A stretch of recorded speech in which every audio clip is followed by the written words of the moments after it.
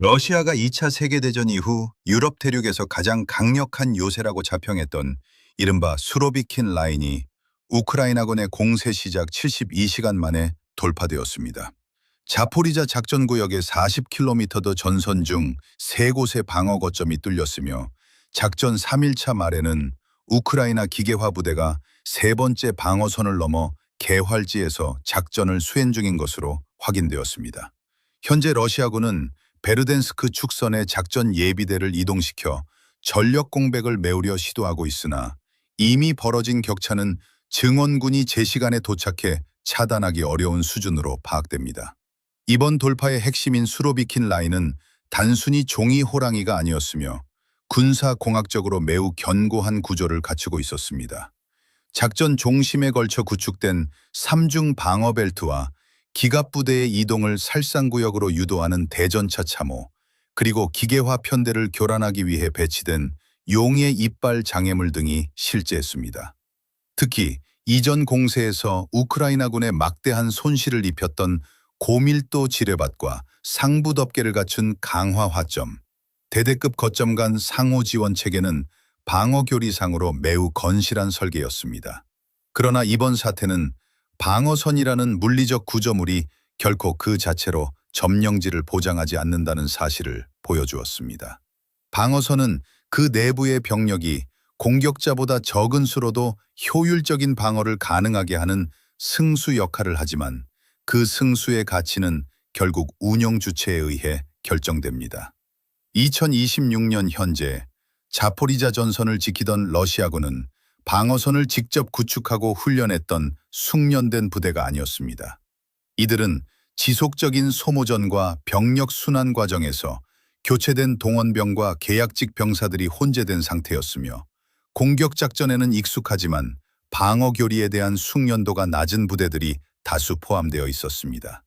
결과적으로 방어선은 그대로였으나 이를 지키는 병력의 질적 변화가 이번 붕괴의 첫 번째 결정적 변수가 되었습니다. 우크라이나군의 이번 돌파는 지난 6개월간 정밀하게 설계된 준비 과정의 산물이었습니다. 우크라이나는 도네츠크 축선에서 검증된 돌파 공법을 자포리자 전선에 맞춰 더욱 심화된 형태로 적용했습니다. 지상작전 개시 전 수주 동안 우크라이나군은 러시아군 후방 보급로와 지휘 체계를 체계적으로 파악해 무력화하는 종심 타격 캠페인을 지속했습니다. 특히 자포리자 전선으로 탄약을 운송하는 철도 거점을 반복 타격해 복구를 차단했으며 군 및 군단급 유류 저장 시설을 집중 공략해 러시아 병참부대가 계획된 비축분 대신 비상 예비 물자에 의존하도록 강제했습니다. 조직적인 지휘부 타격도 병행되었습니다. 공개된 보고와 타격 양상에 따르면 작전 개시 전 몇 주 사이에 최소 4개의 사단 및 연대급 지휘소가 무력화되었으며 새롭게 구축된 대체 지휘소들 역시 수일 내에 연이어 정밀 타격의 대상이 되었습니다. 또한 2023년 공세 당시 걸림돌이었던 러시아의 전자전 우위를 상쇄하기 위해 러시아의 주요 전자전 자산과 전방 지휘소 간의 통신 인프라를 무력화하는 데 주력했습니다. 이를 통해 돌파 상황에서 러시아군이 유기적인 방어 대응을 조정하는 데 필수적인 특정 주파수 대역과 지휘 계통이 체계적으로 마비되었습니다. 가장 결정적인 전술적 진보는 우크라이나의 복합 통로 개척 역량에서 나타났습니다. 과거 지뢰지대 통과에 수시간이 소요되어 러시아 포병의 표적이 되었던 문제점을 해결하기 위해 우크라이나는 서방제 지뢰 제거 선식 폭약 마이클리크과 자체 개발한 원격 지뢰 제거 시스템을 전자전 요소와 결합했습니다. 이 통합 시스템은 통로 개척 단계에서 러시아 포병의 표적 획득 레이더를 기만하고 포화 상태로 만들었으며 강화된 대화력전 능력을 통해 러시아 포병의 대연을 억제했습니다.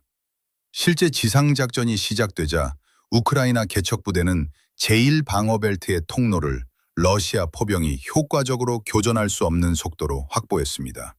러시아의 방어 교리는 통로 개척 시도 시 막대한 화력을 투입해 공격 측의 전투력을 소진시킨다는 전제하에 구축되어 있었으나 우크라이나군은 이 예상 소요 시간을 압축해버렸습니다.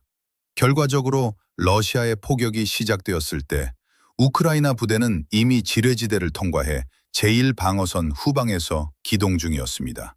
이로 인해 방어선 내부의 개별 거점들은 전체 방어 체계로서의 기능을 상실한 채 고립된 상태로 각계 격파되는 상황에 직면했습니다. 이번 작전에서 목격된 러시아군의 방어 시스템 붕괴는 의사결정 속도와 권한의 격차에서 기인한 구조적 한계를 드러냈습니다. 실제 작전 2일차 제2방어벨트 후방에 위치한 러시아군 대대 지휘소의 상황은 이를 극명하게 보여줍니다. 당시 대대장은 전투 경험이 풍부한 유능한 장교였고 참모진 역시 지형과 화력 계획을 숙지하고 있었으나 파편화된 정보와 간헐적인 통신 장애로 인해 전장의 전체상을 파악하는 데 실패했습니다. 특히 상급 부대인 연대 지휘소에서 화력 지원과 예비대 투입 권한을 독점하면서 현장 지휘관은 눈앞에 우크라이나 기갑부대가 아군 진지를 우회하는 상황을 지켜보면서도 적절한 대응을 할 수 없었습니다. 현장 대대장이 요청한 후퇴 및 진지 재편성 권한은 상급 부대에서 거부되었고 현 위치를 고수하며 우회하는 적과 교전하라는 지시가 내려왔을 때 이미 상황은 종료된 상태였습니다. 고정된 진지에서 명령을 기다리던 러시아군 부대들은 기동력을 앞세워 이미 배후로 침투한 우크라이나 보병 및 기갑 전력에 의해 각계 격파되었습니다. 이는 러시아의 방어 교리가 공학적인 진지 구축에는 능하지만 현대전의 빠른 템포 속에서 하급 지휘관의 자율적인 의사결정 체계를 보장하지 못한다는 치명적인 결함을 증명한 사례로 평가됩니다. 결과적으로 이번 자포리자 돌파는 단순한 화력이나 병력의 우위가 아닌 의사결정의 속도가 빚어낸 승리였습니다. 우크라이나군은 지난 3년간 탈중앙화된 지휘구조를 정착시켜 하급 지휘관들이 상부의 승인 없이도 현장 판단에 따라 즉각 기동할 수 있는 권한을 부여했습니다. 반면 러시아군은 정치적 문화적 특성상 중앙 집중식 의사결정 구조를 유지했고 이는 전장의 변화 속도를 따라잡지 못하는 결과로 이어졌습니다. 수로비킨 라인이라는 견고한 물리적 방어선도 그 내부의 의사결정 시스템이 마비되자 무용지물이 되었으며 이는 향후 현대전에서 고정된 방어시설이 신속한 의사결정 역량을 갖춘 적을 상대로 얼마나 취약할 수 있는지를 시사하는 중요한 전례가 될 것으로 보입니다.